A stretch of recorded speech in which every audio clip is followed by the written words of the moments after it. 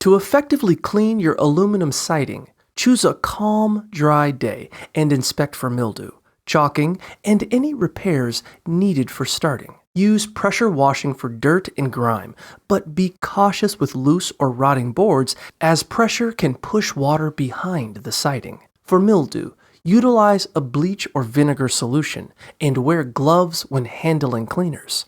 Start by wetting the siding with a garden sprayer, then scrub from the bottom up using a long-handled brush dipped in your cleaning solution. Rinse thoroughly with a hose, beginning at the top. If using a pressure washer, ensure it has a minimum of 2,000 psi, attach a suitable nozzle, and follow all safety instructions, especially if your home was built before 1977. Always protect yourself, nearby plants, and the ground during the cleaning process.